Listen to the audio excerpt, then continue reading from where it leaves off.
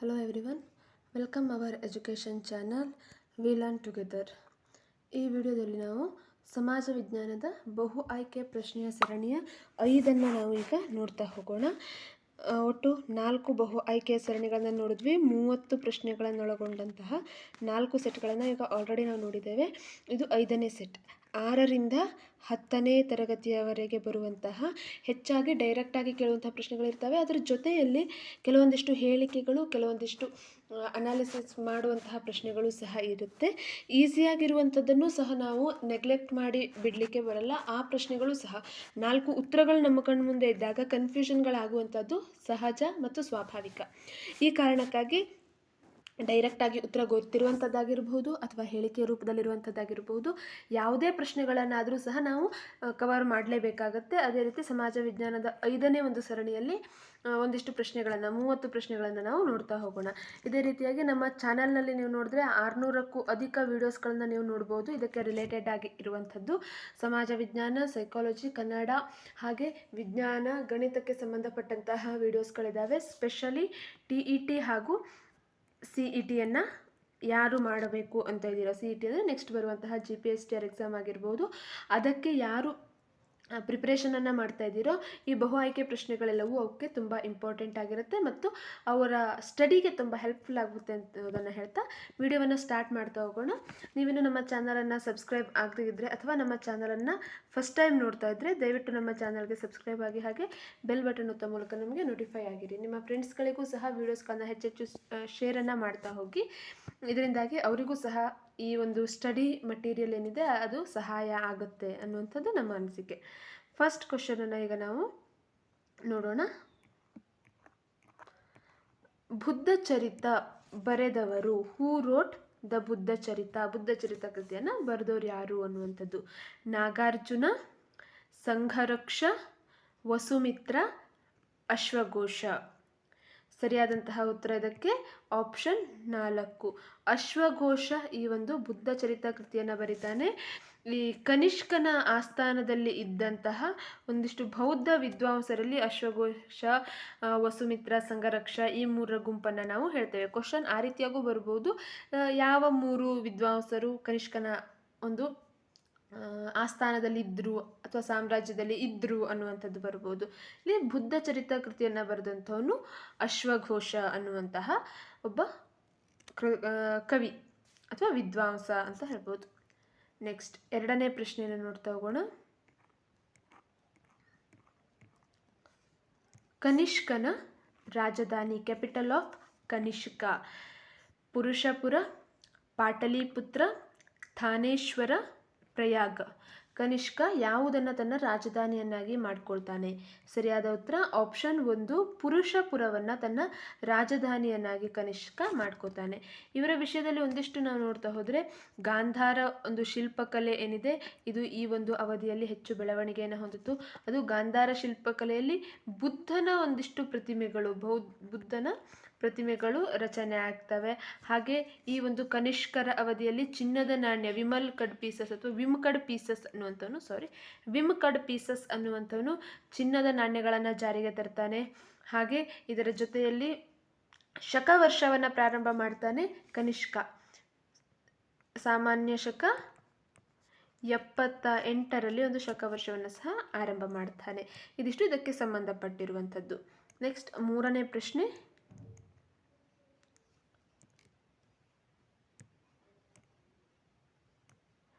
ಯಜ್ಞ ಆಚರಣೆಯ ಕ್ರಮಗಳನ್ನು ತಿಳಿಸುವ ವೇದದ ಭಾಗ. A portion of the Vedas that deals with the procedure of performing yajna. 1 ಸಂಹಿತೆ, ಅರಣ್ಯಕ, ಉಪನಿಷತ್, ಬ್ರಾಹ್ಮಣಕ ಅನ್ನುವಂಥದ್ದು. ಯಾವುದು ಯಜ್ಞದ ಆಚರಣೆಯ ಕ್ರಮಗಳನ್ನು ತಿಳಿಸ್ಕೊಡುತ್ತೆ ಅನ್ನುವಂಥದ್ದು. ಸರಿಯಾದ ಉತ್ತರ ಇದರಲ್ಲಿ ಬ್ರಾಹ್ಮಣಕ ಅಥವಾ ಬ್ರಾಹ್ಮಿನ್ ಅನ್ನುವಂಥದ್ದು ಯಜ್ಞದ ಆಚರಣೆಯ ಭಾಗವನ್ನು ತಿಳಿಸ್ಕೊಡುತ್ತೆ. ಪ್ರತಿಯೊಂದು ವೇದಗಳಲ್ಲೂ 4 ವೇದಗಳಿದ್ದಾವೆ. ಪ್ರತಿಯೊಂದು ವೇದಗಳಲ್ಲೂ ಸಂಹಿತೆ, ಅರಣ್ಯಕ, ಉಪನಿಷತ್, ಬ್ರಾಹ್ಮಣಕ ಅನ್ನುವಂತಹ ಭಾಗಗಳು ಇರ್ತಾ ಇದ್ವು. ಇದರಲ್ಲಿ ಋಗ್ವೇದ ಅನ್ನುವಂಥದ್ದು ಪ್ರಾರಂಭಿಕ ವೇದ ಅಥವಾ ಪೂರ್ವ ವೇದ ಅಂತ ಕರಿತೇವೆ. ಯಜುರ್ವೇದ, ಸಾಮವೇದ, ಅಥರ್ವವೇದವನ್ನು ಉತ್ತರ ವೇದಗಳು ಅಂತ ಹೇಳಿ ಕರೆಯುವಂಥದ್ದು. ನೆಕ್ಸ್ಟ್ 4ನೇ ಪ್ರಶ್ನೆ, ಮೆಸೊಪೊಟೇಮಿಯಾದಲ್ಲಿ ಮೊಟ್ಟ ಮೊದಲ ಬಾರಿಗೆ ಬರವಣಿಗೆಯನ್ನು ಅಭಿವೃದ್ಧಿಪಡಿಸಿದವರು.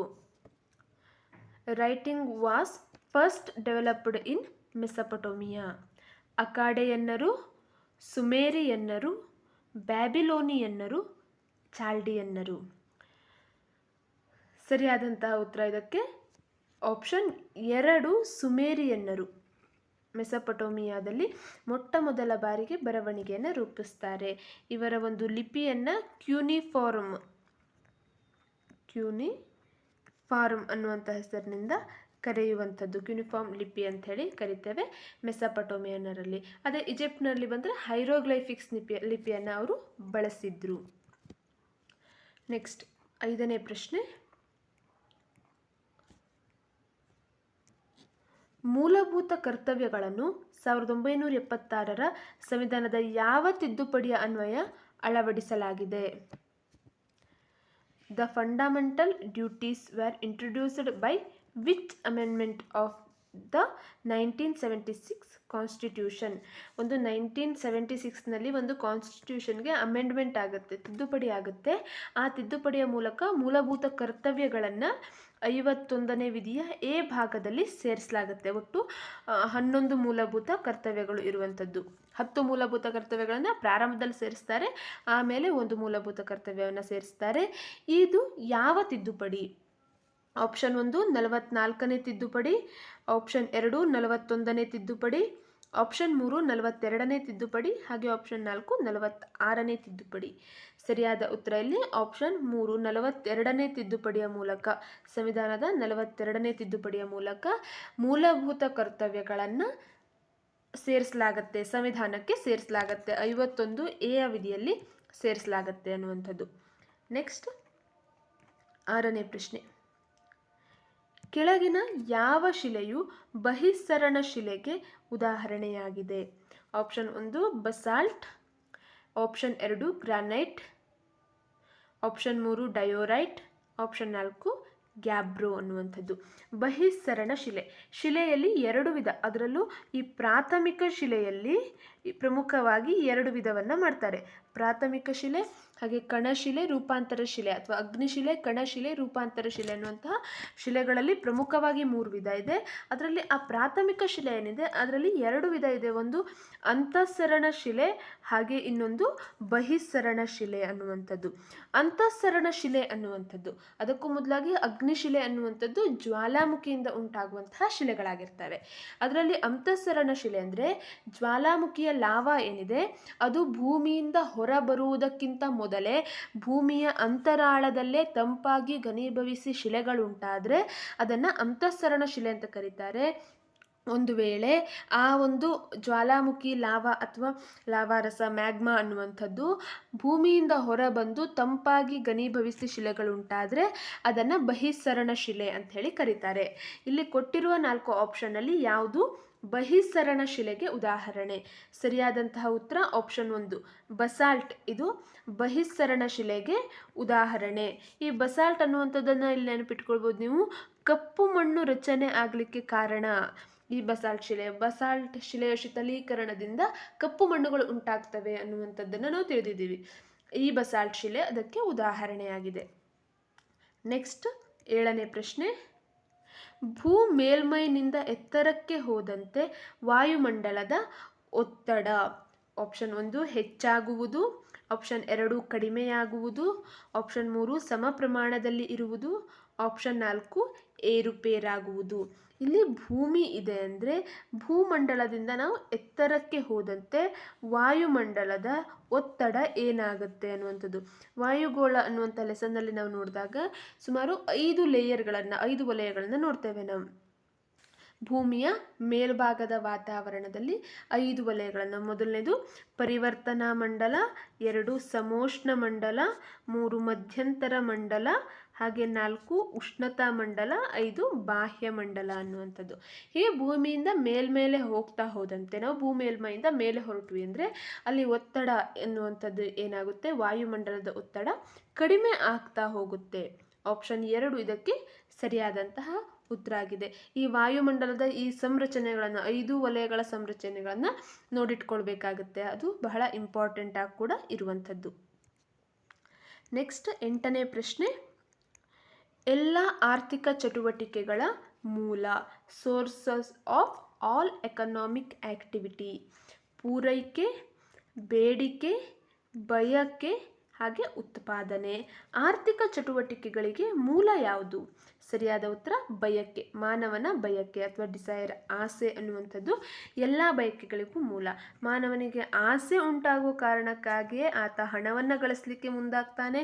ಗಳಿಸಿದಂಥ ಹಣದಿಂದ ವಸ್ತುಗಳನ್ನು ಉತ್ಪಾದನೆ ಮಾಡ್ತಾನೆ. ಆ ವಸ್ತುವಿನ ಆಸೆ ಆಗಿರೋ ಕಾರಣಕ್ಕಾಗಿಯೇ ಬೇಕಾದಂತಹ ವಸ್ತುಗಳ ಉತ್ಪಾದನೆ ಆಗುತ್ತೆ, ಬೇಡಿಕೆ ಉಂಟಾಗುತ್ತೆ, ಪೂರೈಕೆ ಸಹ ಆಗುವಂಥದ್ದು. ಸೊ ಎಲ್ಲ ಆರ್ಥಿಕ ಚಟುವಟಿಕೆಗಳಿಗೂ ಮೂಲ ಮನುಷ್ಯನ ಅಥವಾ ಮಾನವನ ಬಯಕೆ ಅನ್ನುವಂಥದ್ದು. ನೆಕ್ಸ್ಟ್ 9ನೇ ಪ್ರಶ್ನೆ,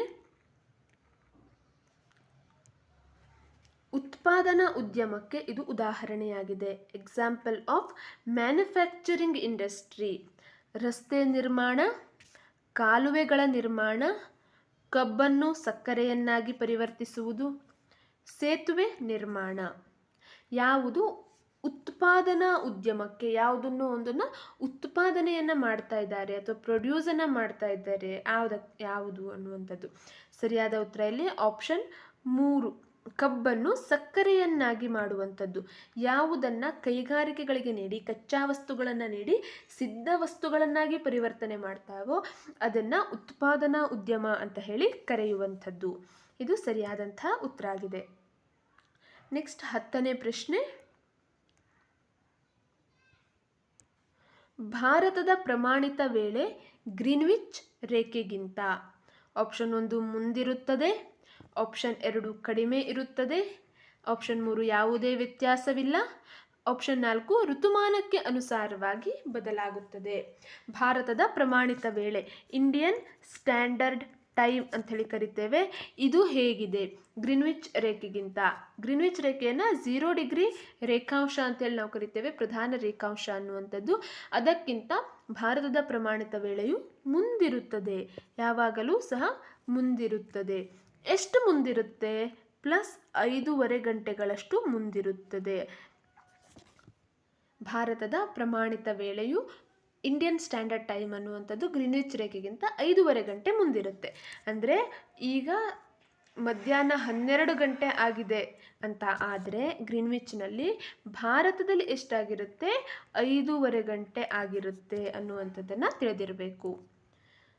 ನೆಕ್ಸ್ಟ್ 11ನೇ ಪ್ರಶ್ನೆ, ಬಾಬರ್ ಬರೆದ ಆತ್ಮಚರಿತ್ರೆ, ಬಾಬರ ನಾಮ ಇರುವ ಭಾಷೆ. ಬಾಬರ್ ಬರೆದಂತಹ ಆಟೋಬಯೋಗ್ರಫಿ ಆತನ, ಇದು ಯಾವ ಭಾಷೆಯಲ್ಲಿದೆ? ಆಪ್ಷನ್ 1 ಪರ್ಷಿಯನ್ ಭಾಷೆ, option 2 Arabic, option 3 Turki, option 4 Urdu.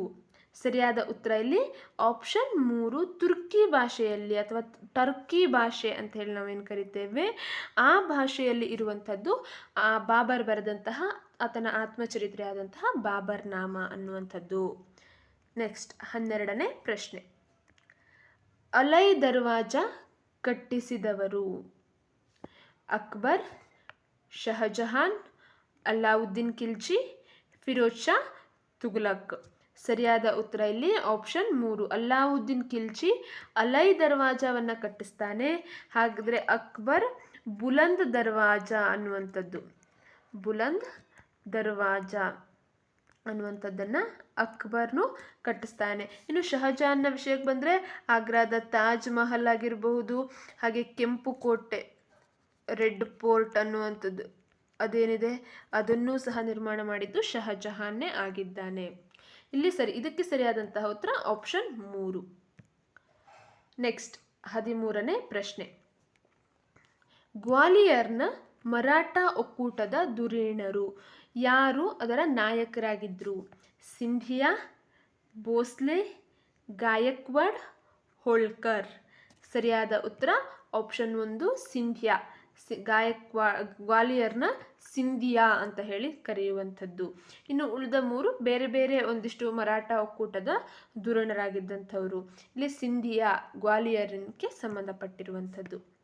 Next 14ನೇ ಪ್ರಶ್ನೆ, ರಾಮ ಸೀತೆಯರ ಪೂಜೆಯನ್ನು ಜನಪ್ರಿಯಗೊಳಿಸಿದವರು. Who popularized the worship of Rama and Sita. ವ್ಯಾಸರಾಯರು, ವಾದಿರಾಜರು, ರಮಾನಂದರು, ಚೈತನ್ಯರು ಅನ್ನುವಂಥದ್ದು. ಸರಿಯಾದ ಉತ್ತರ ಇಲ್ಲಿ ಆಪ್ಷನ್ 3. ರಮಾನಂದರು ರಾಮ ಸೀತೆಯರ ಪೂಜೆಯನ್ನು ಜನಪ್ರಿಯಗೊಳಿಸ್ತಾರೆ. ನೆಕ್ಸ್ಟ್ 15ನೇ ಪ್ರಶ್ನೆ. ಉಂಬಳಿ ಎಂದರೆ ಜಮೀನುದಾರ ಹೊಂದಿದ್ದ ಭೂಮಿ, ಹಿಡುವಳಿದಾರ ಹೊಂದಿದ್ದ ಭೂಮಿ, ರಾಜ ಹೊಂದಿದ್ದ ಭೂಮಿ, ಗುಲಾಮರು ಹೊಂದಿದ್ದ ಭೂಮಿ. ಉಂಬಳಿ ಅಂತ ಹೇಳಿ ಕರೆಯುವಂಥದ್ದು ಯಾವುದಕ್ಕೆ? ಸರಿಯಾದ ಉತ್ತರ ಆಪ್ಷನ್ 2, ಹಿಡುವಳಿದಾರ ಹೊಂದಿದ್ದ ಭೂಮಿಯನ್ನು ಉಂಬಳಿ ಅಂತ ಹೇಳಿ ಕರಿತಾ ಇದ್ರು. ಈ ಮಧ್ಯಯುಗದ ಯುರೋಪ್ನಲ್ಲಿ ಒಂದು ಅಂಧಕಾರ ಯುಗ ಅಂತ ಹೇಳಿ ಕರೆಯುವಂಥ ಸಂದರ್ಭದಲ್ಲಿ ಈ ಒಂದು ಜಮೀನ್ದಾರಿ ಉಳಿಗಮಾನ್ಯ ಪದ್ಧತಿ ಅನ್ನುವಂಥದ್ದು ಪ್ರಾರಂಭ ಆಗುತ್ತೆ. ಅದರಲ್ಲಿ ಬರುವಂಥದ್ದು ಉಂಬಳಿಗಳು. ರಾಜನ ಹತ್ತಿರ ಇದ್ದಂತಹ ಒಂದಿಷ್ಟು ಜಮೀನು ಆಸ್ತಿಗಳನ್ನು ರಾಜ ಜಮೀನ್ದಾರಿಗೆ ಕೊಡ್ತಾ ಇದ್ದ, ಅದನ್ನು ಜಮೀನುದಾರರು ಹಿಡುವಳಿದಾರರಿಗೆ ಕೊಡ್ತಾ ಇದ್ರು. ಆ ಹಿಡುವಳಿದಾರರು ಹೊಂದಿದ್ದಂತಹ ಭೂಮಿಯನ್ನು ಉಂಬಳಿ ಅನ್ನುವಂಥ ಹೆಸರಿನಿಂದ ಕರಿತಾ ಇದ್ರು. ನೆಕ್ಸ್ಟ್ 16ನೇ ಪ್ರಶ್ನೆ. ಪುನರುಜ್ಜೀವನದ ತವರು ದೇಶ.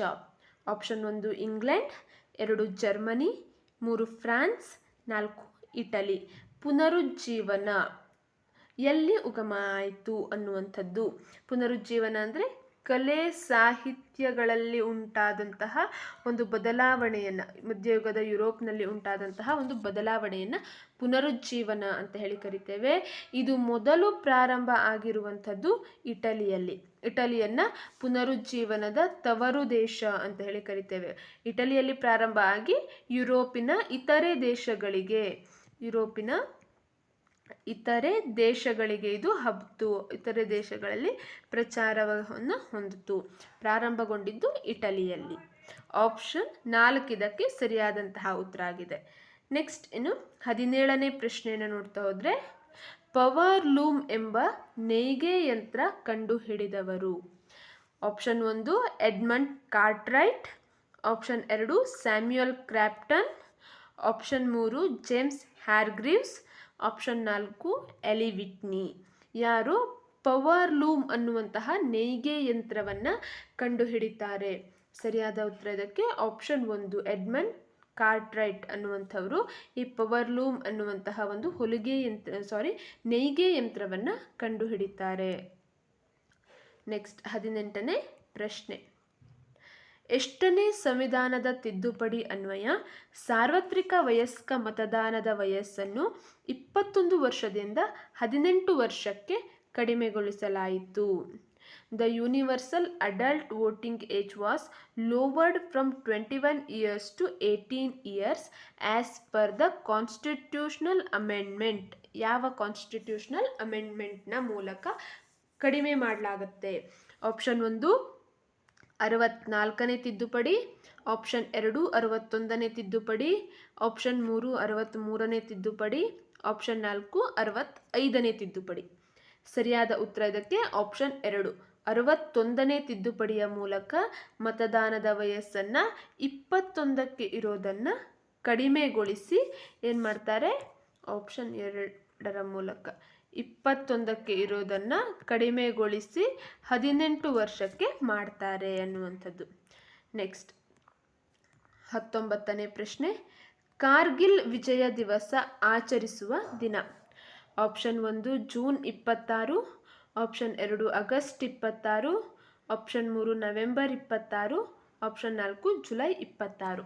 1999ರಲ್ಲಿ ಭಾರತ ಮತ್ತು ಪಾಕಿಸ್ತಾನದ ನಡುವೆ ಒಂದು ಯುದ್ಧ ನಡೆಯುತ್ತೆ. ಕಾರ್ಗಿಲ್ ಯುದ್ಧ ಅಂತ ಹೇಳಿ ಅದನ್ನು ನಾವು ಕರಿತೇವೆ. ಆ ಕಾರ್ಗಿಲ್ ಯುದ್ಧದಲ್ಲಿ ಭಾರತ ವಿಜಯಶಾಲಿ ಆಗುತ್ತೆ. ಆ ವಿಜಯಶಾಲಿ ಆದಂತಹ ದಿನವನ್ನು ಕಾರ್ಗಿಲ್ ವಿಜಯ ದಿವಸ್ ಅಂಥೇಳಿ ಆಚರಣೆ ಮಾಡ್ತೇವೆ.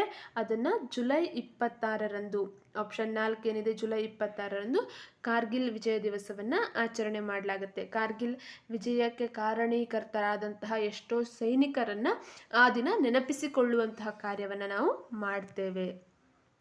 ನೆಕ್ಸ್ಟ್ 20ನೇ ಪ್ರಶ್ನೆ. ಕರ್ನಾಟಕದ ಸಕ್ಕರೆ ಜಿಲ್ಲೆ. Sugar district of Karnataka.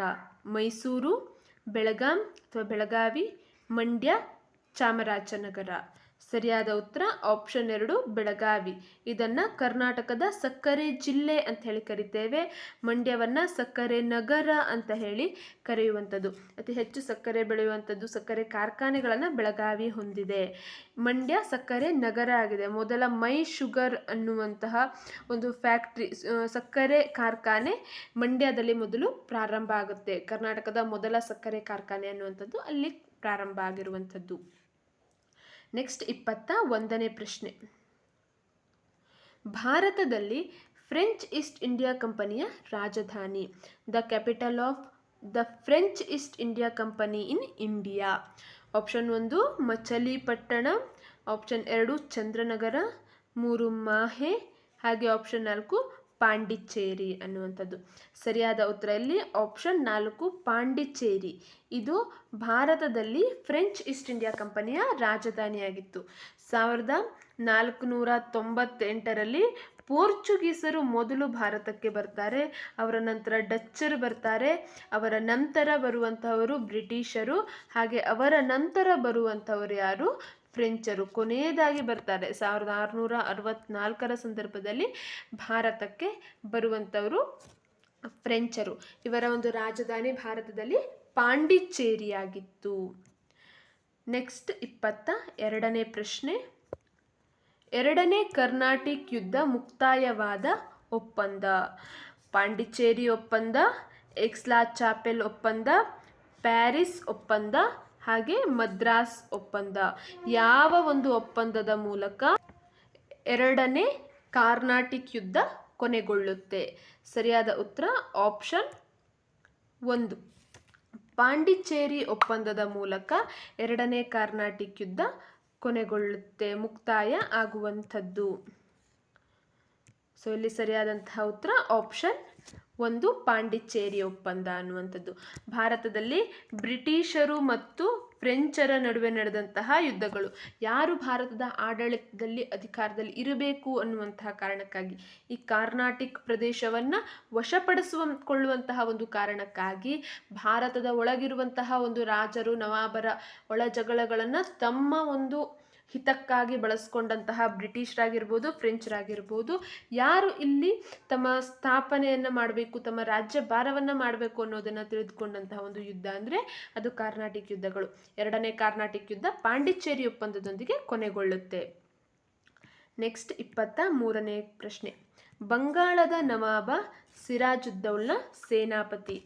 Mir Kasim, Mir Jafar, ಚಂದ ಸಾಹೇಬ್, ಶೂಜ್ ಉದ್ದೌಲ್. ಬಂಗಾಳದ ನವಾಬನಾದಂತಹ ಸಿರಾಜುದ್ದೌಲ್ನ ಸೇನಾಪತಿ. ಈ ಪ್ಲಾಸಿ ಕದನ ಅನ್ನುವಂಥದ್ದು ನಡೆಯುತ್ತೆ. ಆ ಪ್ಲಾಸಿ ಕದನ ಅನ್ನುವಂಥದ್ದು 1757ರ ಜೂನ್ 23ರಂದು ನಡೆದಂತಹ ಒಂದು ಕದನ ಆಗಿದೆ, ಪ್ಲಾಸಿ ಕದನ. ಈ ಪ್ಲಾಸಿ ಕದನ ಉಂಟಾದಂತಹ ಸಂದರ್ಭದಲ್ಲಿ ಅಲ್ಲಿದ್ದಂತಹ ಸೇನಾಪತಿ ಹಾಗೆ ನವಾಬ ಆಗಿದ್ದಂಥವನು ಸಿರಾಜುದ್ದೌಲ್. ಅವನ ಒಂದು ಸೇನಾಪತಿಯಾಗಿ ಇದ್ದಂಥವನು ಮೀರ್ ಜಾಫರ್ ಅನ್ನುವಂಥವನು. ಮೀರ್ ಜಾಫರ್ ಅವನ ಸೇನಾಪತಿಯಾಗಿರ್ತಾನೆ ಸಿರಾಜುದ್ದೌಲ್ನ ವಿರುದ್ಧವಾಗಿ ಮೀರ್ ಜಾಫರ್ ಬ್ರಿಟಿಷರಿಗೆ ಸಹಾಯವನ್ನು ಮಾಡ್ತಾನೆ, ಮುಂದೆ ನವಾಬನಾಗುವಂತಹ ಒಂದು ಆಸೆಯಿಂದ. ಸಿರಾಜುದ್ದೌಲ್ನ ಮರಣದ ನಂತರ ಆತನನ್ನು ಸೋಲಿಸಿ ಮೀರ್ ಜಾಫರ್ನನ್ನು ಬ್ರಿಟಿಷರು ಬಂಗಾಳದ ನವಾಬನನ್ನಾಗಿ ಮಾಡ್ತಾರೆ. ಫಸ್ಟ್ ನಡೆಯುವಂಥದ್ದು ಪ್ಲಾಸಿ ಕದನ, ಅದಾದ ಮೇಲೆ ನಡೆಯುತ್ತೆ ಮತ್ತೊಂದು ಬಕ್ಸಾರ್ ಅನ್ನುವಂತಹ ಒಂದು ಕದನ ಆಗಿದೆ. ಈ ಎರಡೂ ಕದನಗಳು ಭಾರತದಲ್ಲಿ ಬ್ರಿಟಿಷರು ಭಾರತದ ರಾಜಕೀಯಕ್ಕೆ ಬರಲಿಕ್ಕೆ ಕಾರಣ ಆದಂತಹ ಯುದ್ಧಗಳಾಗಿದ್ದಾವೆ. ನೆಕ್ಸ್ಟ್ 24ನೇ ಪ್ರಶ್ನೆ. ಖಾಯಂ ಜಮೀನ್ದಾರಿ ಪದ್ಧತಿಯನ್ನು ಜಾರಿಗೆ ತಂದವನು.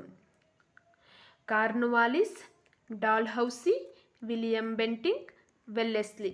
ಯಾರು ಖಾಯಂ ಜಮೀನ್ದಾರಿ ಪದ್ಧತಿಯನ್ನು ಜಾರಿಗೆ ತರ್ತಾರೆ?